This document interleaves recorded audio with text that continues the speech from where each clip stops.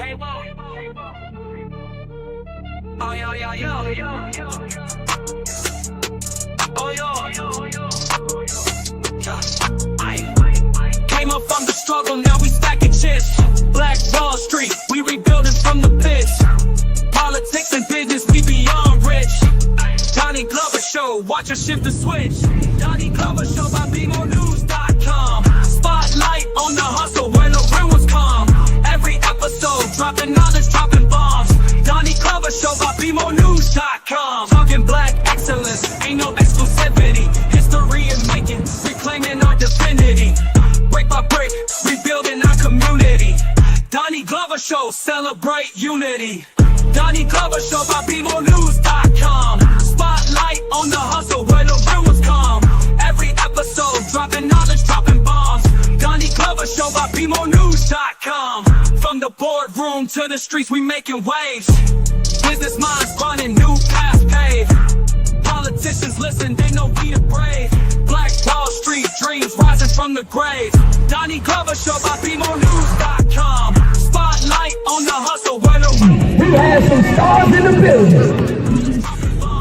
Donnie Glover Show by BMOnews.com. Oh yo, oh yo, oh yo, yo.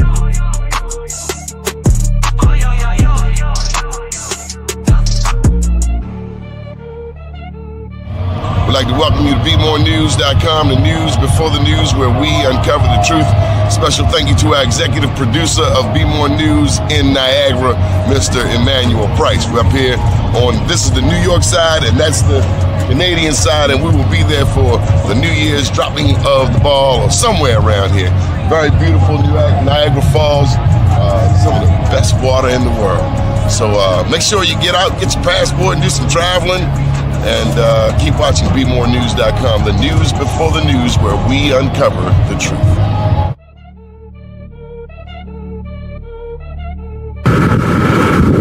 Welcome to BeMoreNews.com, the news before the news, where we uncover the truth. Here on Atlantic, Mississippi, with our very dear friend Corey Mathis. A beautiful town, New Orleans. Keep watching BeMoreNews.com. We're going to give you an update.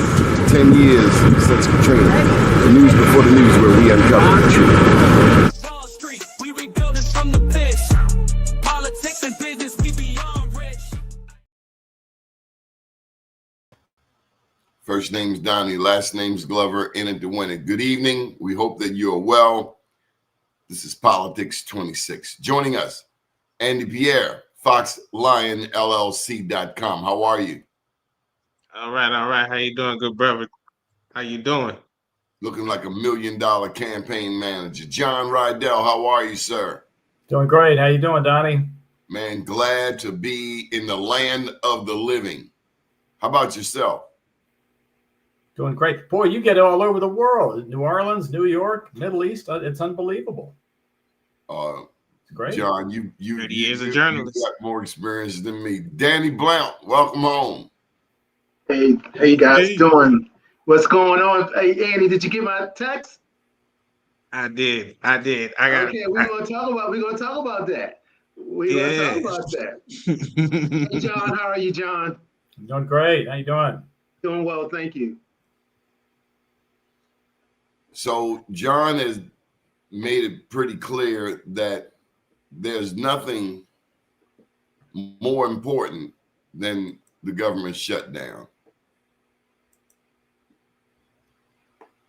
That's what I said. We had there we go. Okay. Did it go up? Yeah. Everything all right? Yes. Bear with me a second. Share. We need to get Natalie on here. It's not showing up. There we go. 10 key dates. Tell us about this shutdown, John.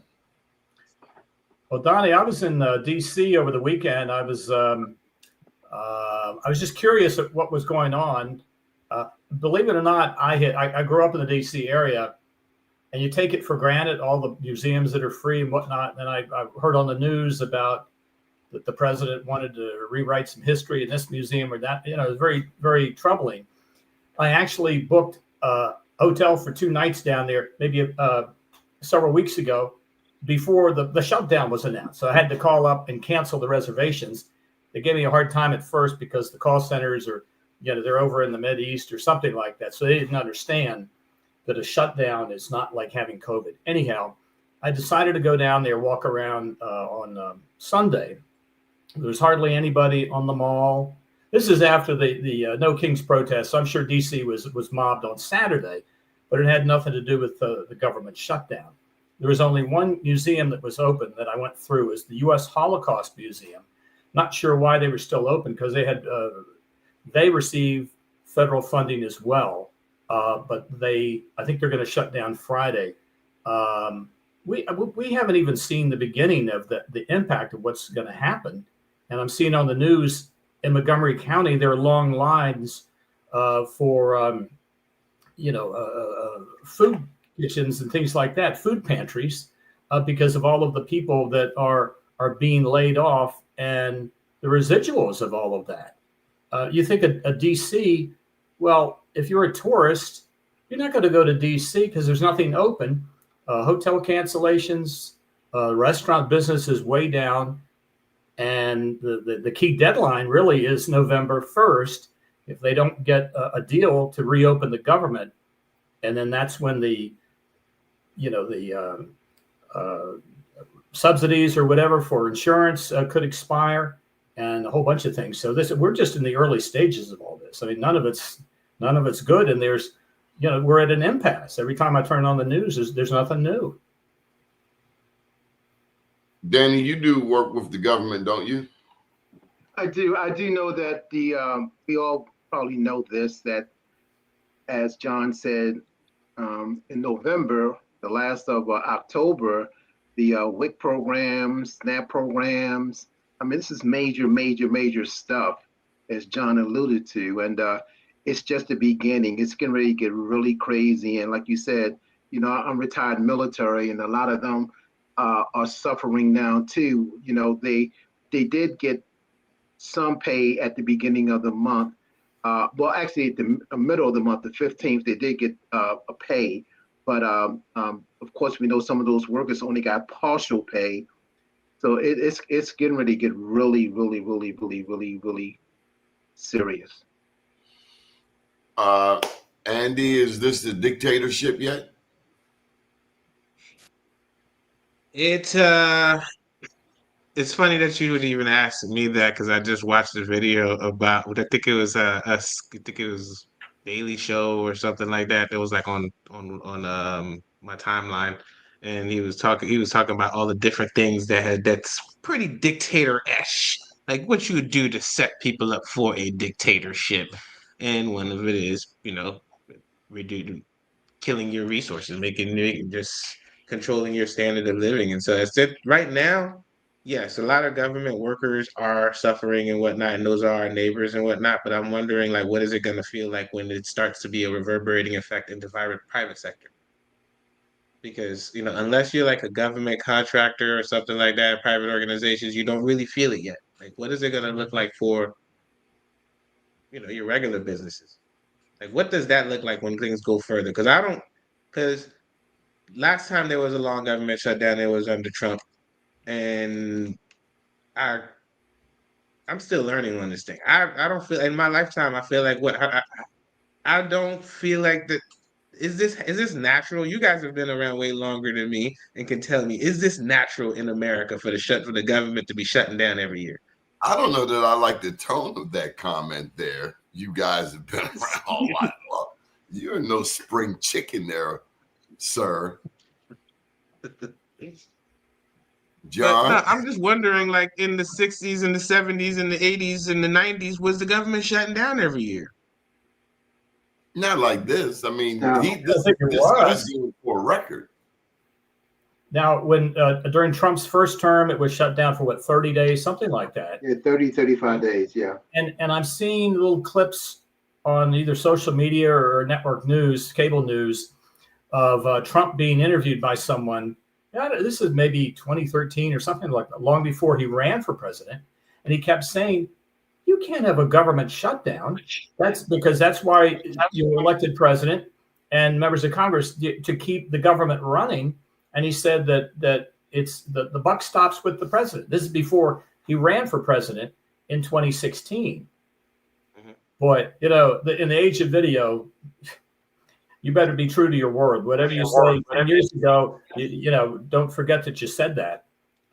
Damn. John, I don't understand how come the Epstein files 1 minute can be the topic du jour, blazing hot, as if we are on the precipice of having the files released. And then, what was the latest thing? Total distraction, and then the Epstein files, they're not talking about it anymore. Who does that? Is that the media doing that? No, of course not. It comes from the White House. I guess maybe during the campaign, a lot of the people that were interviewed, or very early after Trump was inaugurated, the Attorney General, Pam Bondi, was being interviewed on Fox News, and she said, "Oh, all of the files, they're on my desk right now to go through. They're on my desk." This is in January. And even the Charlie Kirk, who I'm sure you've talked about, whatever you think of him. Mr. Bob, give me 1 second. Mr. Bob, you got to flip your camera around. I've seen you back there, but Oh, okay.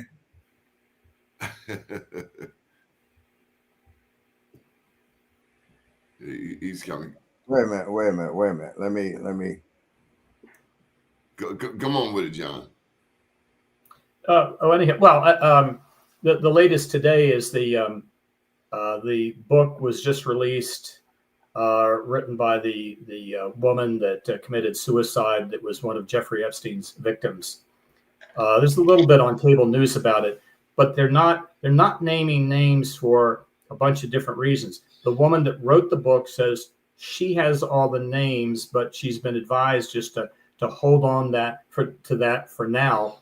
You know, whether Trump is, I mean, this is not going away. And the longer everyone puts off talking about it or just releasing it, you said that you had the files, you're going to release it. But even Charlie Kirk, it might have been the day that he was assassinated. Some young person asked him about the Epstein files. He said, you know, in the interest of transparency, everything should be released, unredacted, and there it is. So it's not going away. It's a dark cloud over the president and the White House and his administration. It's clear that he was a very good friend of Epstein. His name is certainly on the list. You kind of wonder, in the basement of the Attorney General's office, are they shredding the documents? But I think there are other copies that are circulating out there. So I don't know. It's whatever the president is going to do to distract, you know, tearing down the East Room, redoing the White House. We can talk about that because I know you've been to the White House. I saw the photo in your open. You've been down there. You know, you can Never been to the Trump White House. What's that? I've never been to the Trump White House. Okay. Yeah, neither have I. Yeah. Harbaugh has. Good for him. Donnie, did you ever go into the East Room? Yes. Okay. Both ends, the East and the West. Okay. And it's, you know, it's a part of history. It's been around. You know, there have been minor renovations through the years. This is not a palace. It's not a castle. It was built as a Southern mansion. And when you go over to Europe and you see the castle, this is nothing like that. And no. I mean, what's the images that you see on TV? It's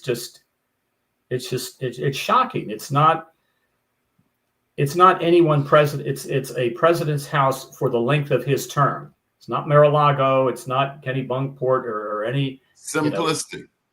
You know, it functional, is very functional, very utilitarian. I've taken the tour. But times. Yeah.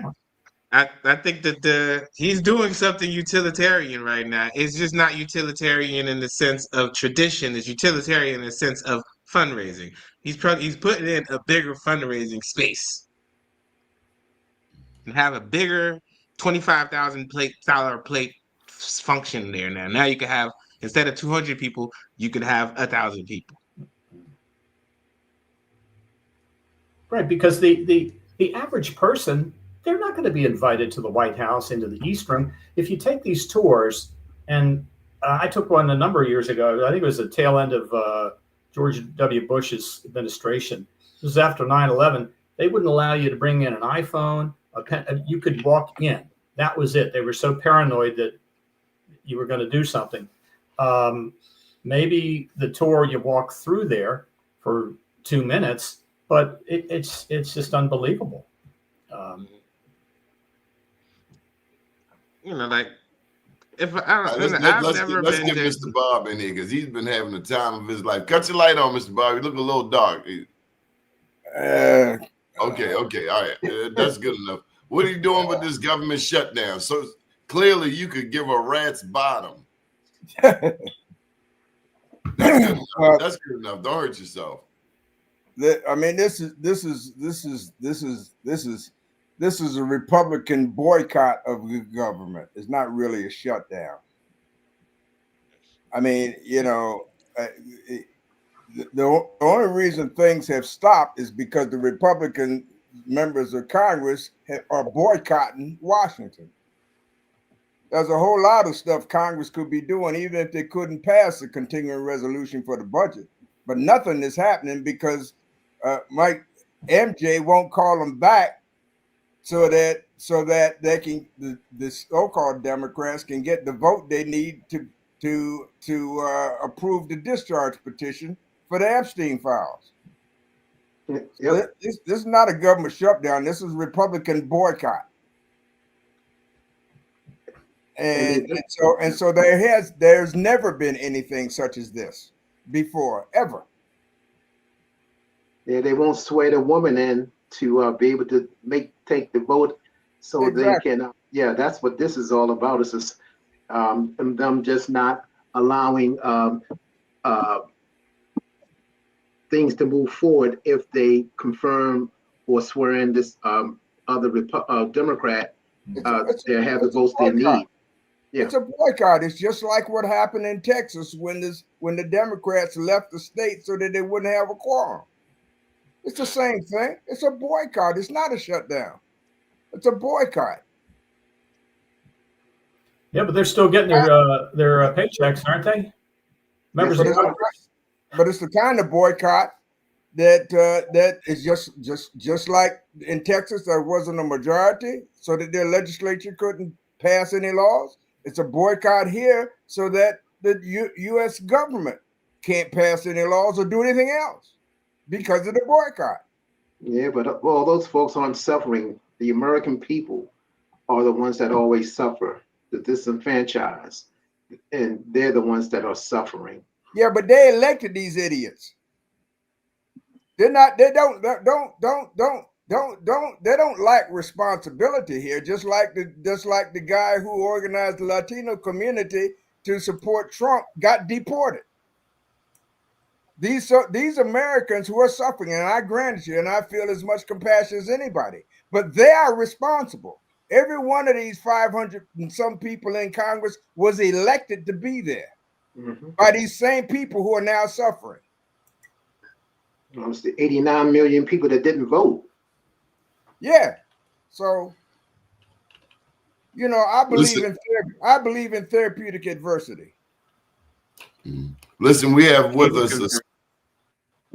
us a very special guest on the line, Auntie Alice. Auntie Alice, how are you? I'm all right, Auntie. How are you? Good. What are your thoughts on this government shutdown? The government shutdown is screwing over a whole lot of people. The people who work for the government that are being laid off and trying to be hired back, the people that are going to the food banks, the people who are losing their car, they can't even pay their car, for their cars right now. They can't pay their rent. They can't buy food. It's been a real serious situation. One thing that our governor has done is he has allowed that there be free transportation for the folks who have been laid off, even though he's working with them. He has said that there will be no foreclosures for people who are buying houses, and there will be no people dislodged from their apartments because of the layoff. But those things are only, well, they're going to last for until the layoff is over, until the shutdown is over. But I'm just so tired of the folk saying that it's the Democrats' fault. They won't allow the young lady who ran in Arizona to be sworn in, and it's just a grand mess. And I'm really upset about the tearing down of part of the White House. So all of this is going on, and of course the young lady who committed suicide, her book has just been released today, and it's a horror story of the things that I've heard about, the things that are in the book right now. And what's the book about? The young lady who was one of Epstein's Victims, the one who committed suicide. And some of the stuff that they read in that book within the book was horrible. And so we haven't seen some prime minister who was rough with her and all the things that he did to her. And it's just been horrible, horrible, horrible. So one of the reasons why they don't want to swear in the young lady who was elected in the special election in Arizona is because she would be the 118th vote that will open the papers, the Epstein papers. And so that's why the Republican speaker will not swear her in. Although there were Republicans who were elected in special elections, they got sworn in the next day. So That's it's right. just a grand mess. well, Auntie Alice, thank you for taking time out of your evening to share with us. And on behalf of John Rydell, Danny Blount, Andy Pierre, and attorney Robert Dashiell, we thank you. Anything you want to add before we let you get back to your evening programming? My evening program is I'm watching the New York debate, and that is real interesting.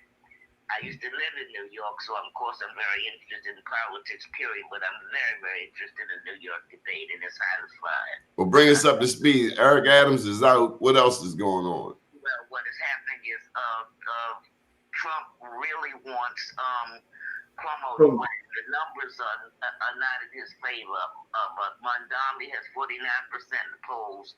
Cuomo has 28% in the polls, and Swoop Leewine, Republican, has something like 13% of the polls. And so they're trying to get Leewine to drop out so that they'll just be between Cuomo and Mondami. But Mondami is kicking butt tonight. So it's going to be real interesting. They have had a lot of topics, and it's been really well organized. Okay. And so I'm just real interested in that at this point. All right. Well, thank you very much, Auntie Alice, for joining us tonight. My pleasure. Okay. Take care. Okay. Diane, can I say just one thing? And this is why this is not about the continuing resolution. Trump has offered more money to Argentina than it would take to continue the ACA subsidies. He's trying to blackmail Argentina with a $20 billion so-called loan if they elect the right president. Well, 3/4 of that would pay for the subsidies, the continuation of the ACA subsidies. This is not about the continue. You know what upsets me most about this shutdown is that there were only 7 million people out in the street last week for the No Kings rally when there should have been 70 million people out. That's what upsets me. People are sitting home like they can't do anything because they want to hedge their bet. They want to make sure that they don't do something to identify themselves as a Trump enemy when the reality of it is they have no control over that, because if you ain't his kind, you are his enemy, and ain't nothing you can do about that. So there should have been 70 million people in the street, not just 7. All the people, half of those people that are furloughed ain't got no jobs to go back to. Their jobs have been permanently deleted. And if you think the court order saying he can't do it means anything to them, you ain't been watching any of the news, because laws don't make any difference to him or his people. While we got you, Mr. Bob, I've been seeing increasing stories. I saw one that about increasing stories about your friend Clarence Thomas. I say that jokingly, but it juxtaposed Clarence Thomas and Thurgood Marshall. What was the difference? What is the difference? You know, I'd have to be a psychiatrist to be able to. I'll put it this way: both of them were operated under the influence of white folks, but they're just a different group. Clarence Thomas is bought and paid for by Trump's billionaire friends. There was a different group of white folk that motivated Thurgood. The ones like Jack Greenberg, who was in charge of the NAA Legal Defense Fund during that era. But this really highlights what the point I've been trying to make all along. When it comes to the Democrats and the Republicans, that fundamentally there's no difference because they're both private organizations run, controlled, managed, and funded by white people, by white billionaires. There's no question about it. And until we abandon the notion that we have to accept that as a reality and can't change it, nothing will change. This boycott is about Trump's power over the nation and in his mind over the world. It ain't about the continuing resolution. It ain't about the money to fund ACA. It's about Trump. That's why there should have been 70 million people out and not 7. And that's all I'm going to say about that. I did want to jump in there and say something about the No Kings protests. Whether they're 7 million or 70 or whatever. I was on Saturday. I was down in Montgomery County. Met a couple of high school guys. I wanted to go to some antique car show. Yeah, it was interesting. But driving back through the town of Olney, which is mostly suburban, stopped off to pick up some carryout or whatever. There are hundreds of people in the main intersection, and I've never seen that many people before. Back on Labor Day, I was up in Carroll County just running some errands. And there's like a whole bunch of people in front of the county office building. And in Carroll County, you don't know what it is. It could have been a MAGA rally for all I know. So I walked down there and it was a No Kings rally. And there was a band playing. There was a woman saying that you got to support Governor Wes Moore because he's being attacked by the Republicans or whatever. I took a couple of pictures, probably put it on social media. Carroll County, I mean, let's face it, it's overwhelmingly majority Republican. Some would say, it's kind of a MAGA county. I was very surprised at the number of people that I saw. And thinking back, generations ago, the big protests that you saw were, against the Vietnam War. They were in downtown Washington or New York or something like that. I've never seen so many of these protests, in suburbia. So this is, a lot of people say they're up in age. Not everybody. So, I mean, there's certainly a movement. I think there's going to be another one at some point later in the year. So, I mean, the message is out there, and the president is obviously, he's very defensive even beforehand. He says, I hear there are not going to be many people. Why would you even say that? Why would you even comment on it? He should have just said, that's the people's right to do whatever they want as long as they're not breaking the law. But he's worried about the optics of this, and the folks on Fox News are going to discount it as they do anything that isn't supportive of Trump. But that's just what they do, and that's how they make their money. And even and I will watch about 3 minutes of Fox News. I'll switch over to I just kind of sample things. I don't hang around and watch Fox News. But even this evening, they were kind of discounting all of the Democrats and their criticism of what's going on with the White House and the dismantling of the East Room. I mean, that's I know we've talked about it, but that's a bit of history. And I remember attending a news conference with President Reagan back in 1981. I was very young at the time, and he was unveiling the plans for the B-1 bomber and the MX missile and whatnot. These are very old buildings, but 300 million, and right, it's who's footing the bill. wealthy billionaire donors, and it's a quid pro quo. And we all know that. Well, I think who's footing the bill is the $230 million that he's going to get from out of our pockets in the guise of a Justice Department settlement for all the quote investigations and unlawful prosecutions that he's had to suffer through. He's becoming even richer with all of those cases. He's winning all of them too. No, he hadn't won any of them. He hadn't won any of them. He hasn't won any of them. And we're talking about litigation that started, the civil suits that started before he was even sworn in, before he was even president. He hasn't won any of them. He doesn't. I'm talking about the ones from when they barred him from the social media. Those people, he sued them, and he won cases against those companies. They settled because they had pending mergers and they needed the approval of the Federal Communications Commission, which he controls, in order to approve their deals. Yeah. He didn't win. You don't, Pete, when you settle a case, there's no winners and losers. It's all dollars and cents. It's all how it shows up. That's all he's concerned about is the dollars. Right. Exactly. Him and everybody in his family has got, Barron is richer now than he could count. But this is about and the real fear is this is not, I say it's about Trump, but it's about the people, it's about the people who are using him, because see, he's silly enough to be used. He's silly enough to believe that people actually believe in him. Trust me, smart people know that he's a buffoon. They know he's a con artist. So the real question is who's pulling his strings? Who is allowing him to act a fool while they put in place in a permanent way? Because he ain't going to live forever. Even if no matter how long he remains president, he's going to die one way or the other. So what's the long-term plan? These people are not planning for the next 2 or 3 years. They're planning for the next 50. Who are they? What's the game plan?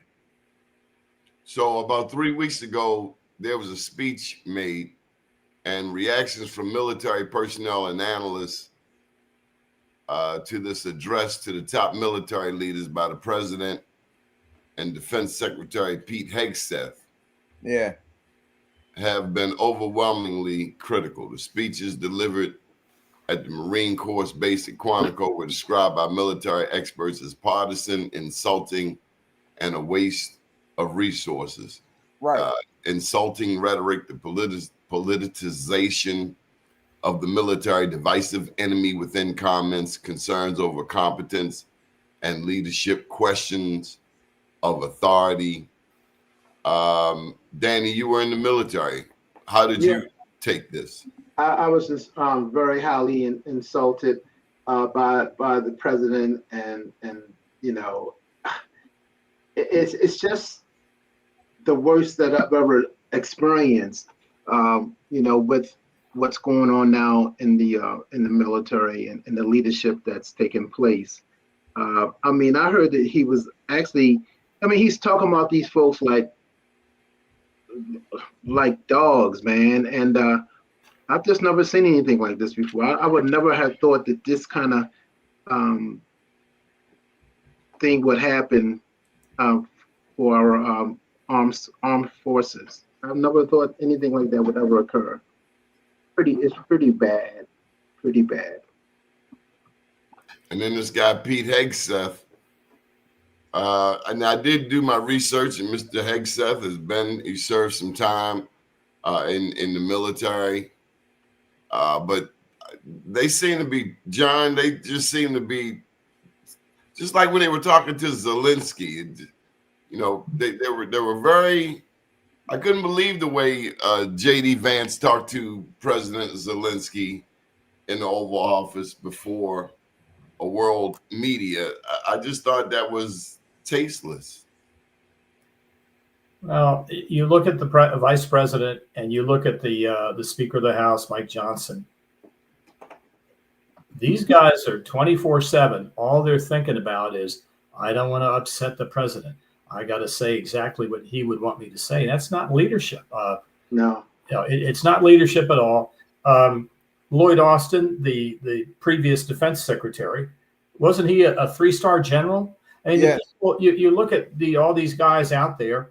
I don't know how many are generals or whatever, and they're looking at this guy, and that was a performance. That was something like a reality TV show. They were I never served in the military, but it was I don't know. Belittling. It was despicable. They were in shock. They couldn't believe what they were hearing and seeing. Right. I'm looking up Lloyd Austin, a U.S. Army general, and it says former United States Secretary of War. Now, can you imagine if he's looking at this and saying that's not what I did? It's very shameful. Pete Hetz, it's hard for me to pronounce his name. He did the weekend show on Fox with a couple of other people. Mm-hmm. And I read about him where he would say something, and then during the commercial break, he would go on his phone to see if Donald Trump repeated something that he said and put it out on Twitter or X or whatever. I mean, what kind of person does that? They're not journalists. They were anxious to please Trump, and in reality, they were auditioning to be part of his cabinet. And there's a woman on the weekend Fox show, Rachel Campos Duffy, and her claim to fame is that she was on a reality show on MTV, and that's where she met her husband, Sean Duffy, who's now the Secretary of the Department of Transportation. Believe me, I don't watch a lot of Fox News, but to me, it's important to find out what these people are saying. And when the average viewer is watching this every hour, every show, every day, they're becoming indoctrinated, and that's their only reality. They don't read a newspaper, Washington Post or New York Times, and they certainly don't watch NBC Nightly News or Today Show. And it's frightening where people think that they're getting news. And to me, it's what I see. It's just propaganda. So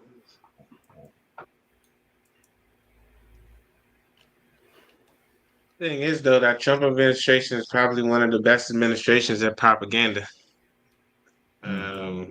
because they keep us on our toes, keep us well distracted. At no point in time can anybody really say they truly know what the hell is going on in America right now. When you look at this head chef guy, he talks like he didn't. That whole speech.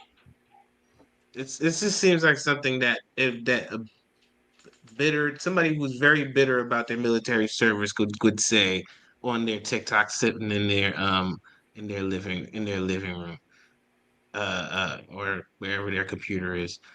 Whereas, I don't know, it was not conduct becoming.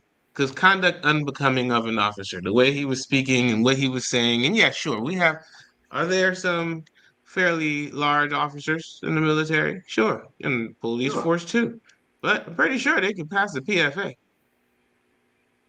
When it comes down to it, what the military needs them for, they fulfill those duties very well. That's why they're where they're at.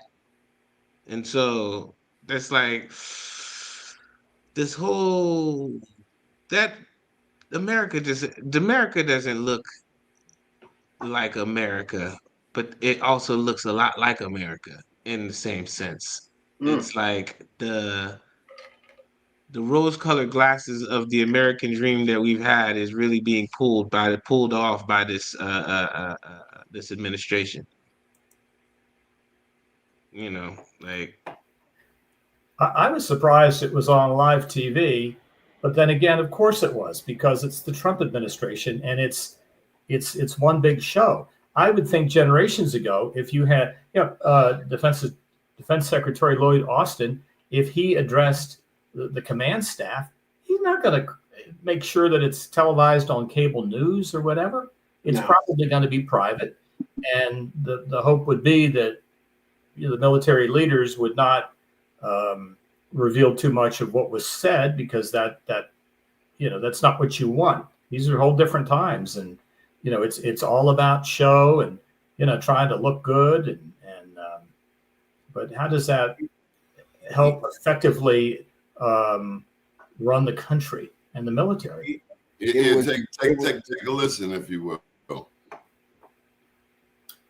It was designed to reinforce the fact that they unrelenting and uncompromising in that pursuit. Okay. Not because we want war. No one here wants war. But it's because we love peace. We love peace for our fellow citizens. They deserve peace, and they rightfully expect us to deliver it. Our number one job, of course, is to be strong so that we can prevent war in the first place. The president talks about it all the time. It's called peace through strength. And as history teaches us, the only people who actually deserve peace are those who are willing to wage war to defend it. That's why pacifism is so naive and dangerous. It ignores human nature and it ignores human history. Either you protect your people and your sovereignty, or you will be subservient to something or someone. There you go, gentlemen. Your thoughts? It's the Secretary of War. The last thing he said is absolutely true. Either you're willing to fight for your peace and freedom, or you will be subservient. And he's called out every thinking person. But the problem is we've become too lax as a people. Apathy is the chief characteristic. People think with the wrong part of their anatomy. They think with their emotions instead of what's left of our brains. The fact of the matter is, Trump, no president that I can recall has ever directed all the top military leaders from around the world and assembled them in a single place where one hand grenade could kill them all. I've never heard of that before. Why was that? That's to tell them that you work for Trump now. I don't care what you thought. I don't care what you thought your oath was or who you thought you were responsible to. You work for Donald Trump. You're part of his national police force. You're commanding. He is now directing you to control the cities. Even it's not even Donald Trump. This is all scripted out of the the 2025 plan that was already established. This is all scripted, every bit of it. No matter what department you go in, it's all scripted. It's all going through script that has been put out there. It's all scripted, man. This is not regular how things are. This is not even like acting as if Palmati is normal. People have ups and downs and this and that. This is all scripted, like everybody's on point. This is just like all of them are part of AI. It's crazy, man. This is all scripted stuff, man, and it's dangerous. Well, it's not dangerous if people sit home and watch it. It may be dangerous to those who it was dangerous for those who crossed the Pettus Bridge. It wasn't dangerous for us who watched it on television. It's dangerous because people are going to be at each other. Because when people don't have the resources and things that they need, things become dangerous. People are starting to become in the survival mode. That's where this is all coming to. It's just beginning. It's going to get worse. I'm sure we all can agree to that. Well, I'm taught that you don't win by focusing on what you don't have. You win by using what you do. And what we do have is our voices. What we do have is our feet. What we do have is our intellect. So, we got to use the things that we do have to overcome the things that threaten those things that we don't, but should have. But they took away the press. They took away the press. The press used to be at Capitol Hill. Who is they? It's Donald Trump. Donald Trump. Project 2025. It took they want to silence us, man. They want to silence us. Yeah, well, And they will, and as long as we remain silent, they will win. And that's what they're doing. Project, there it is right there. That's the game plan right there. We talked about it before it happened. As long as we remain silent, we will. And that's why I keep saying there should have been 70 million people out there, not just 7 million, not just 7 million. Those issues we've had when it comes to voting. I'm talking about even before the 2024 elections. Every year we started seeing less and less people participating in that process. Since Barack Obama, when it was like something we've never seen, it was a tsunami of voters.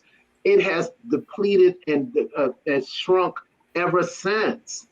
I mean, look at Baltimore City. Look at the election in Baltimore City for the mayor.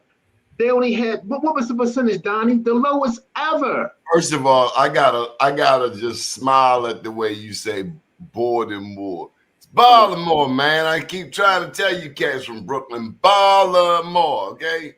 Baltimore. All right, what was your question? I can't get no more peanuts. So, you know what I'm saying is people voting, Donnie, people voting. The voter turnout in Baltimore City in 2024 was the lowest it's been in, I don't know, maybe. Man, people don't have no faith in politics, man. Yeah, it is.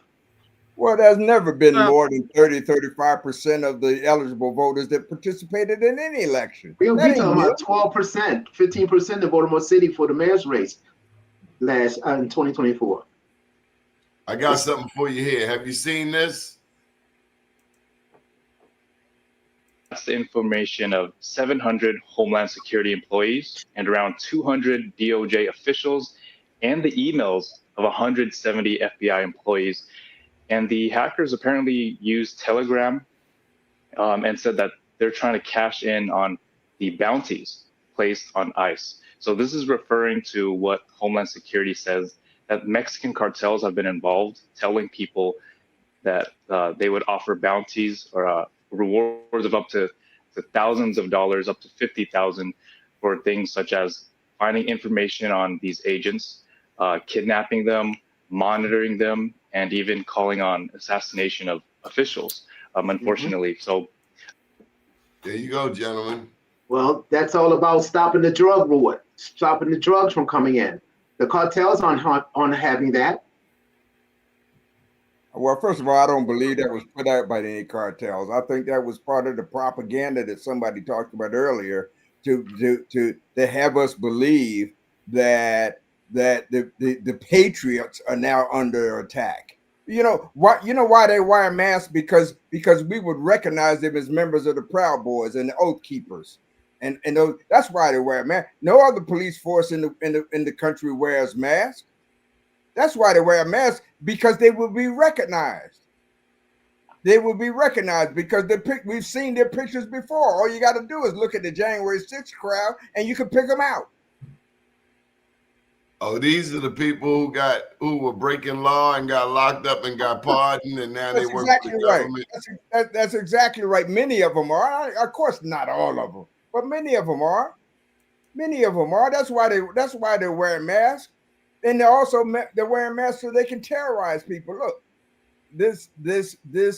and somebody said, yeah, as I said earlier, you're right. This is not about. There are those that are controlling this situation, and Trump is just the poster child for it. Mm-hmm. He's just the one. He's just the one. But because we don't know who the others are, he's the only one we can direct our attack against, because he seems to be the leader of the band at the moment. But there's plenty of Trump. They got plenty of Trumps in the wing ready to take over the system once he has made it what they want it to be. Okay, I want to get we only got a few minutes. Andy, what's happening in that 41st district? John, are you aware of the 41st district race? Sure. Andy, what's happening with it?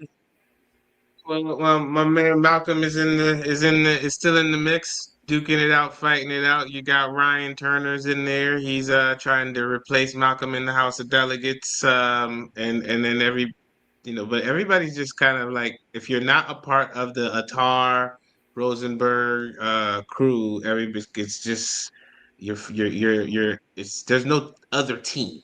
There's like it's not like Pam Curtis works for Dahlia Attar. the vision, pushing the vision. Pam Curtis. She's pushing the vision with Dahlia Attar, I guess. Pretty smart move by Dahlia Attar to get a Pam Curtis on the team. She got Sean Stinnett. He got to say salam alaikum and shalom now, huh? Hey, listen, at the end of the day, the 41st is not halal and kosher, right? The 41st is trying to lead the world. They're trying to set the example for the Gaza Strip. Let's come together.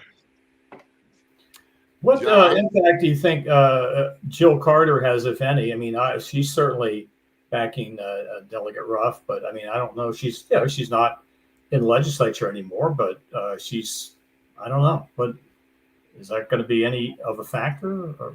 No. Because she's in a position where she can't be a factor, even if she wanted to be. Right. She should have took care of that before she left. She tried to. How so? There was a betrayal. Yeah, sure was. How did she try to? I understand. I wasn't present, but I understand that there were several meetings with these people who changed their votes because of who came under the influence of someone named Howard Freeman. That's what I hear. Because my understanding is the state senator is supposed to control their state central committee. If it's 5 members, and that's why Danny and them voted against the state senator or a delegate being able to also be a member of the state central committee.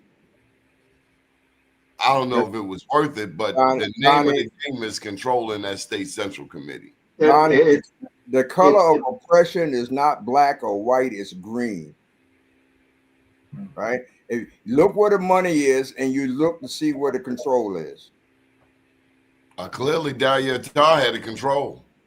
Okay, then. It's way out of control. It's out of control for sure. You know, you can't have folks, controlling everything. That's not how democracy works. And that's this ain't a democracy, man. This thing about money. I mean, we need to stop using these terms because democracy, man. That's what it's all about. It's about democracy. That's what it's supposed to be about. At the end of the day, it's about who's got the money and who's got the muscle. Well, there it is. The mayor of D.C. At first, she was complaining about Trump. She has no control. She didn't. But next thing you know, she out there singing. Of course. She was singing. I mean, I was like, damn. But she's controlled by the federal government. She's not a state. She doesn't have a, But she had to go that far. She had to do what she had to do. Just like Project 2025. Project 25, they have a script. They said this is what you do. Why did she have to do what she had to do? Why? Because she wanted to keep her job. Okay, and why does she want to keep her job? Why? Because she's living the lifestyle she's living. And how is she able to support that lifestyle? With money. It's all listen. Oh yeah, we know money. We know money. The color of oppression is green. It's not black. It's not white. It's always been green. We know it's about money. We do know that, but it's also about race. So don't forget that either. Say what you want.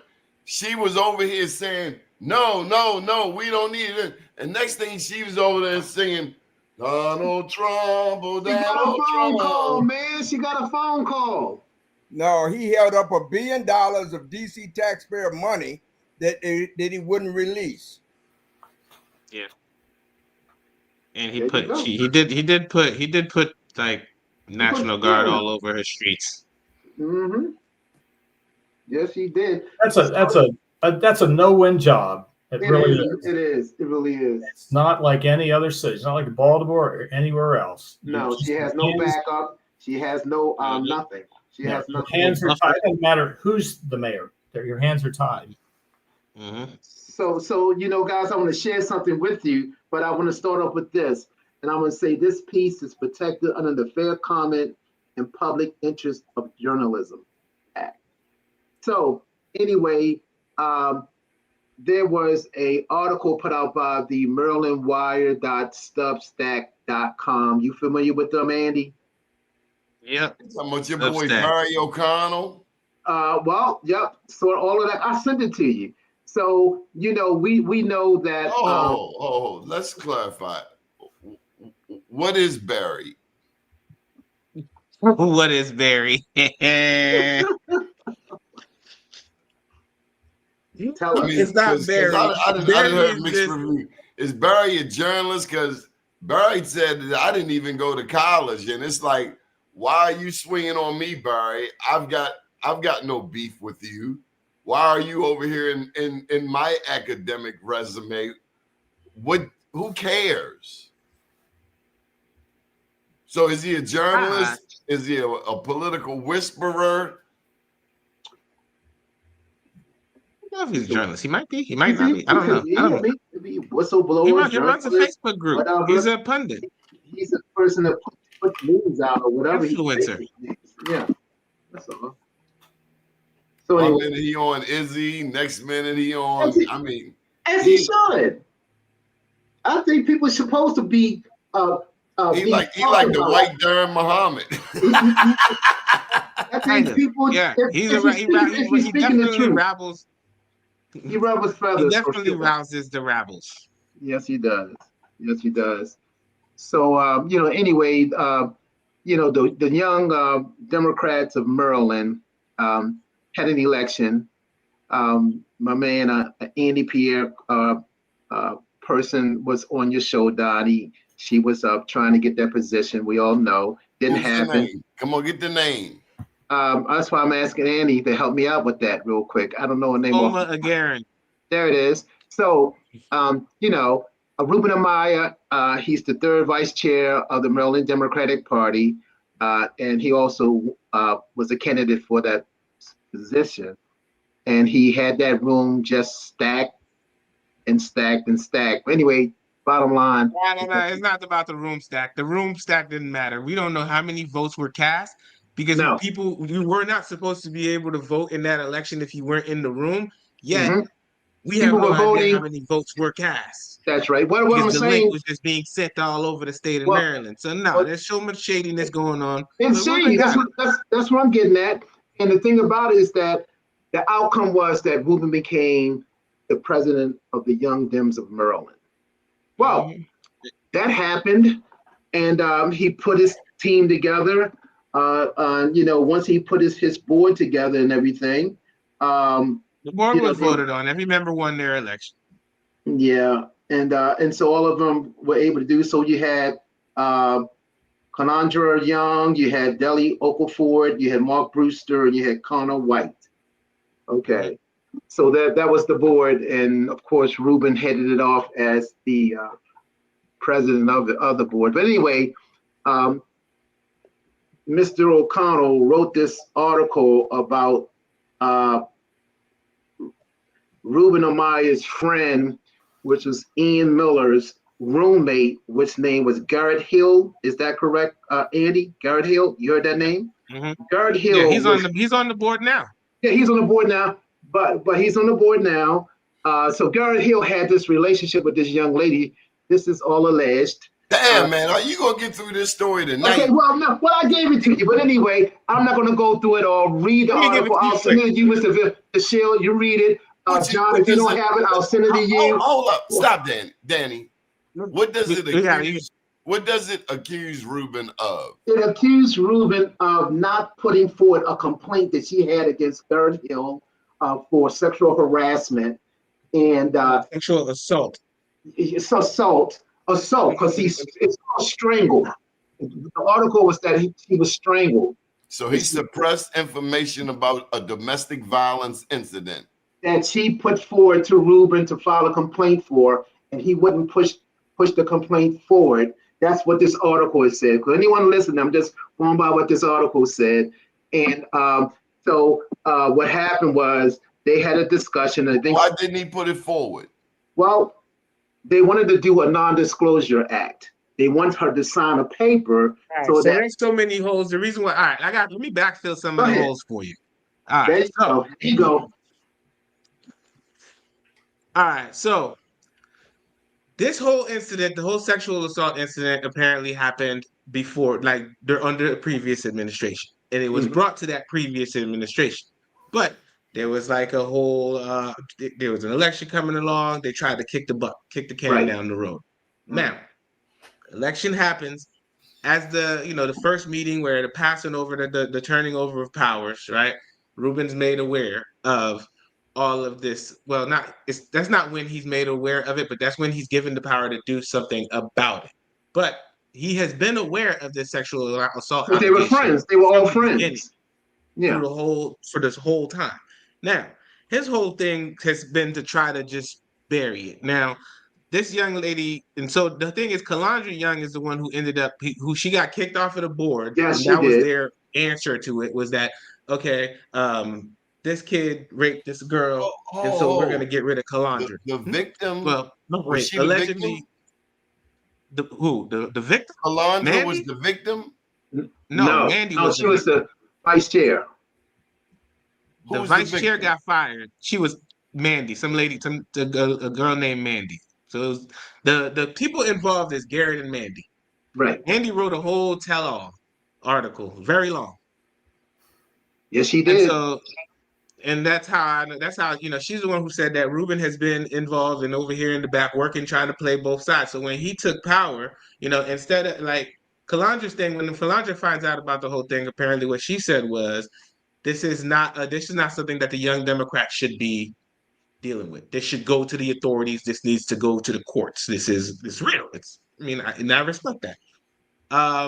But Ruben and the young lady did not want to press formal charges. She wanted young Dems to do something to Garrett about it, which whatever. Was that And they unreasonable? very it's very unreasonable. It's a volunteer organization with young kids. What are they gonna do? Like if you were violated and somebody broke the law against you and Call the police. but Why do I call the need to know police. this? Why do I need to know this? Well, that's a scandal. What are you talking about? Okay, it's a scandal. Why do I need to know about it? How's that going to? How can I use this to change or to solve the problems that I have today?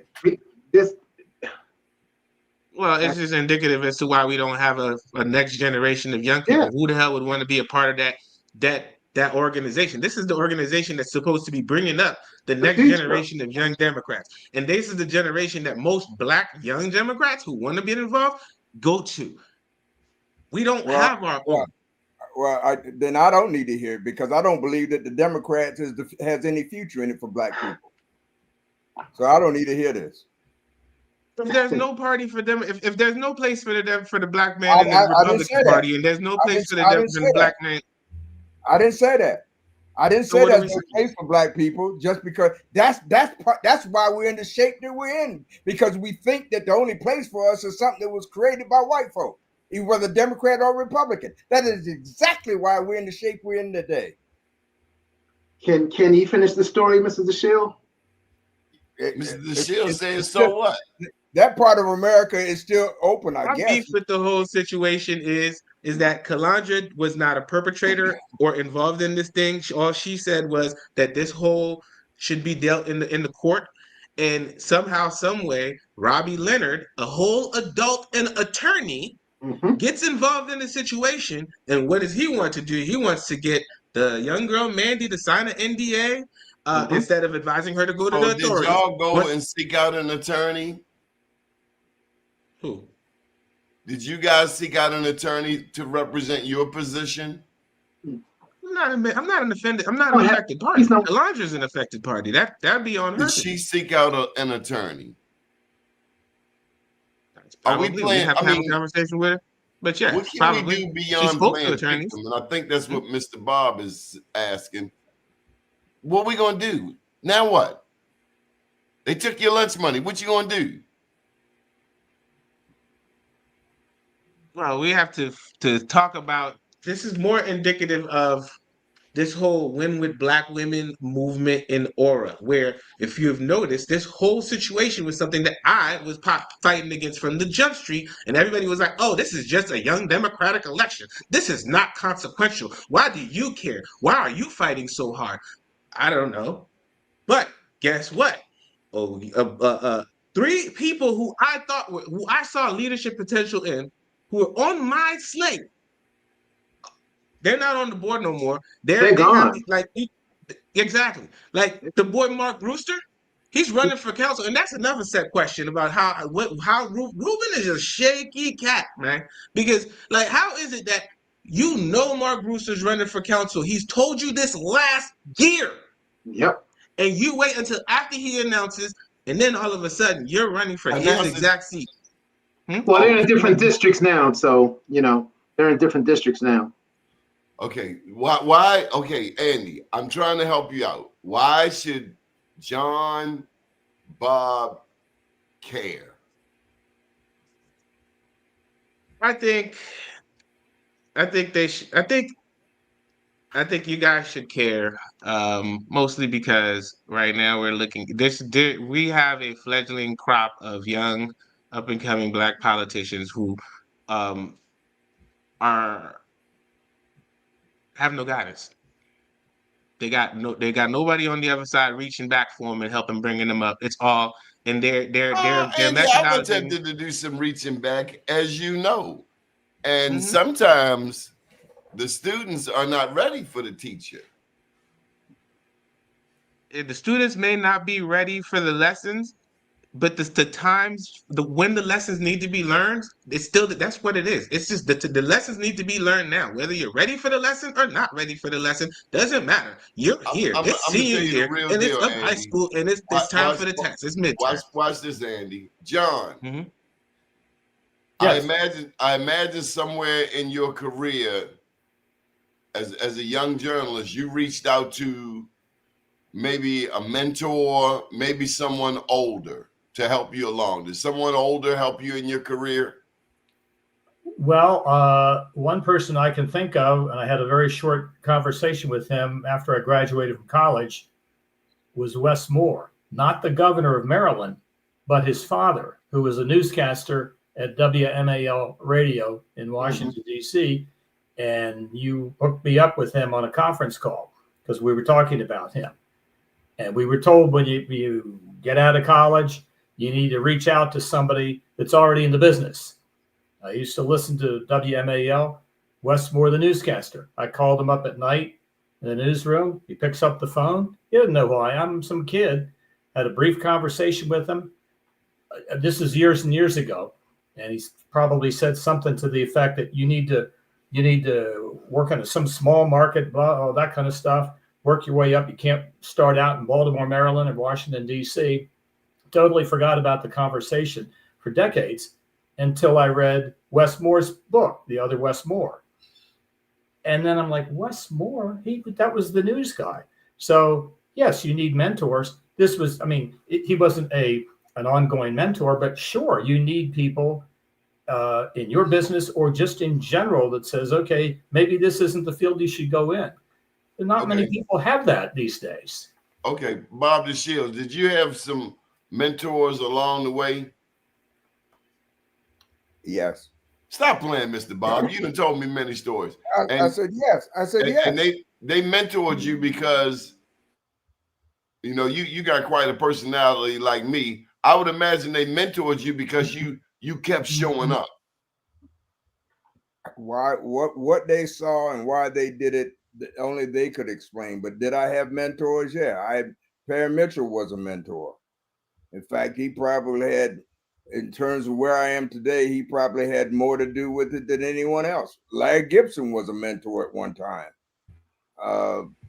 Former Judge Ken Johnson, who used to be a circuit court judge in Baltimore City, was a mentor at one time. Did they just mentor you, or did you have to show up?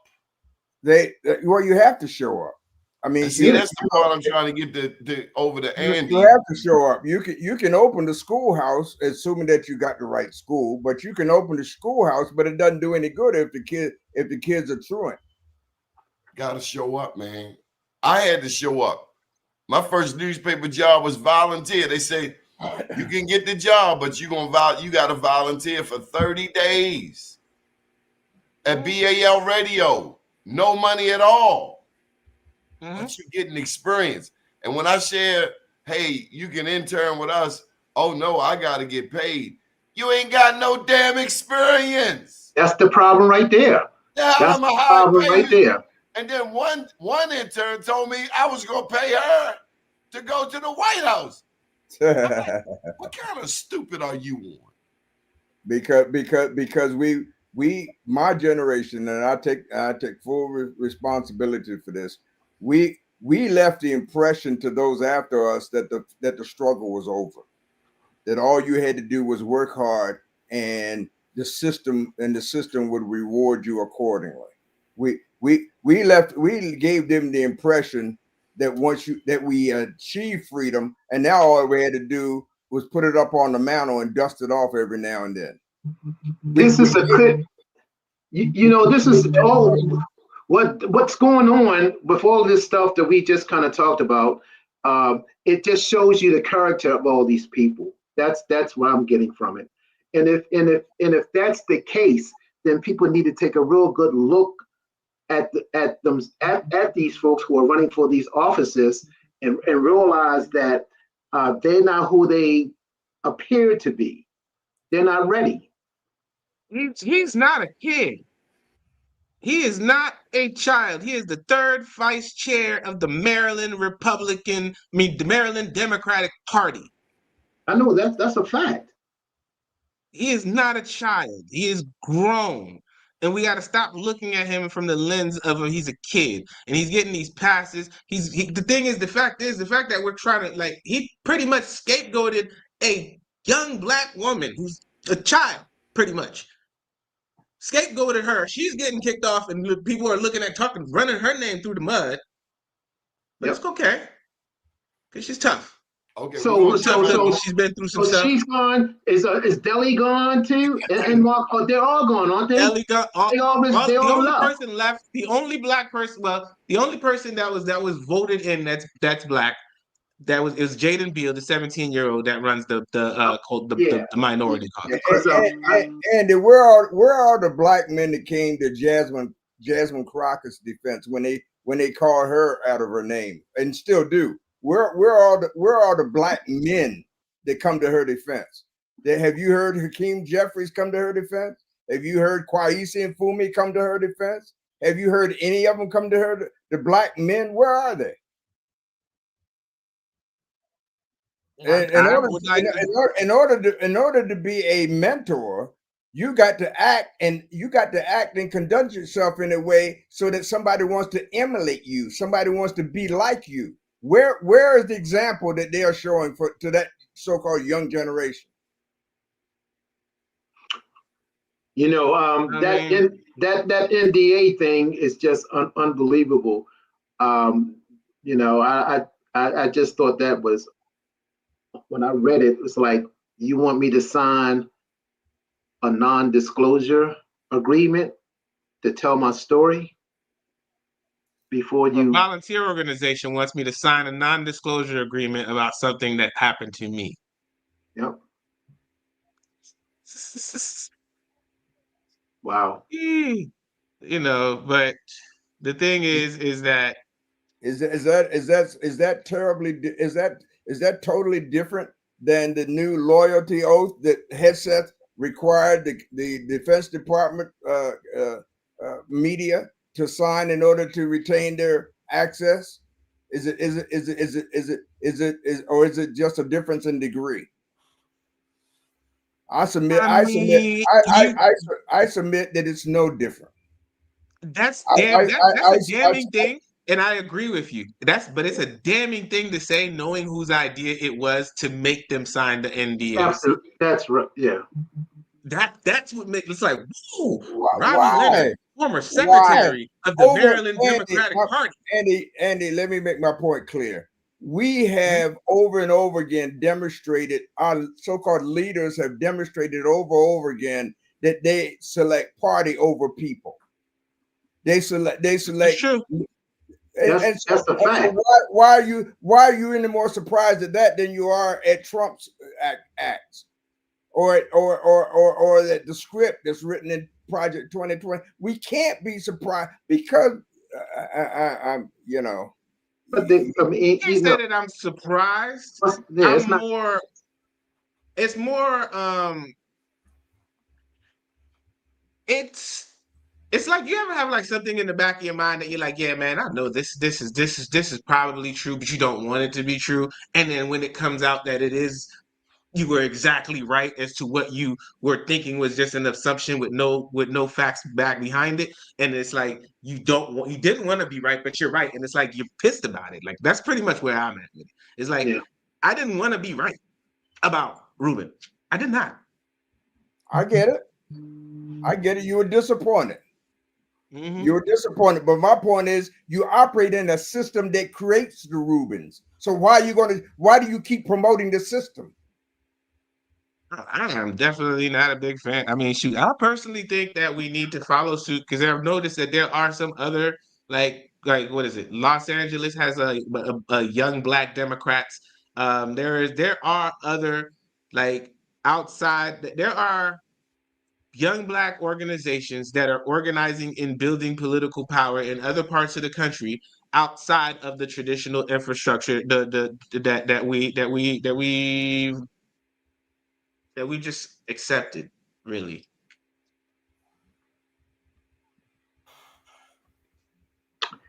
Yeah. You know, and it's like, we lose God, yes, we all are here in America, and it's all about being a hodgepodge and living together and this, that, and the third.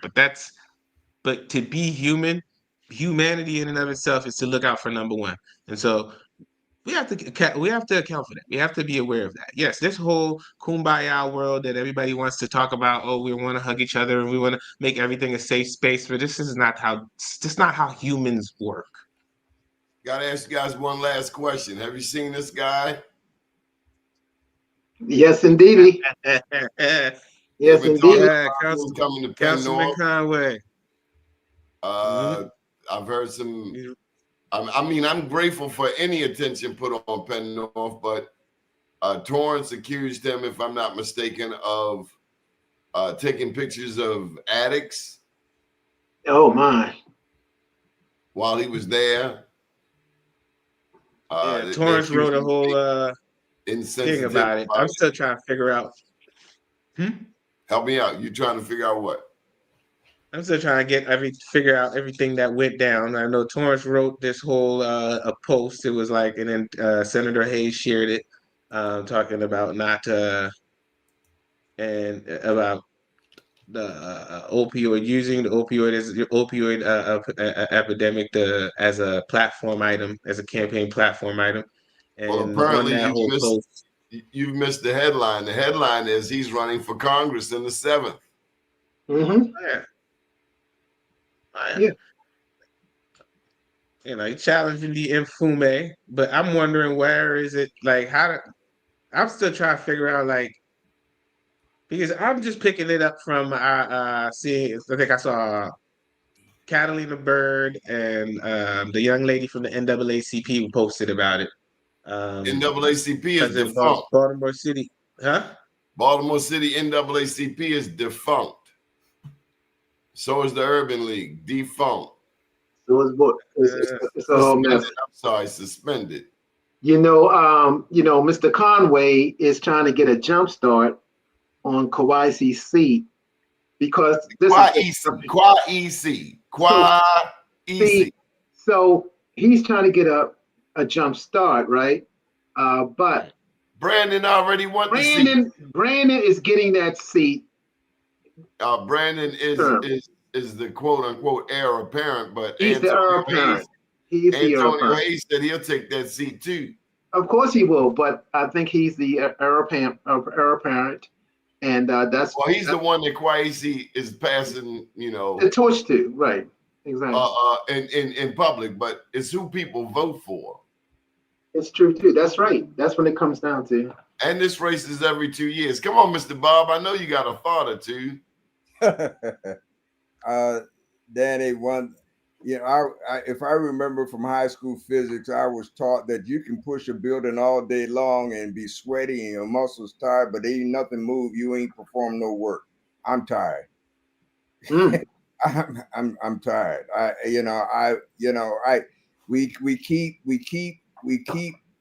We keep pulling at the strings and without trying to untie the knot. Mm. I can't. I just can't. I'm tired. I can't do that no more. And that's why it's so important for us to have people ready to go, to come behind us, that we have equipped to finish the task. And then that's always the issue. You know, as you talked about earlier, Donnie, we all had mentors. I had my mentors. We all had those grown men and women that knew what they were talking about, who earned those titles and deposited in us what we needed to make it. Right. These young folks need the same thing. If they're not getting, they're going to fall off a cliff. And that's what's happening now. That's what Annie is talking about. The difference is between the young folks in the days, they don't know they need mentorship. And they want to go right to the front of the They road. think they can Google everything and figure it out. They want to go to the front of the line. They don't want to listen to the older folks. They want to be in charge. They want to have a seat at the table, but they want to run the table. They want to run it too, but they have no experience. I need the old dogs. I need my OGs. Because they're gonna help me the game that I need to know. They're gonna give me some experience that I may not have. Mm-hmm. And save me some money I don't need to spend. Save you some grief. And grief. That's right. Mr. Bob, I tell you, all money ain't good money. Some money you just gotta leave on the table.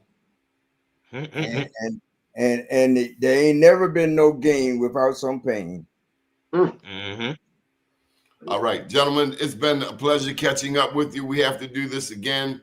Andy Pierre, Danny Blount, John Rydell, Attorney Dashiell, you are appreciated. Thank you, Donnie. Bye-bye. You, Donnie. Appreciate you. Good evening, world. Take care.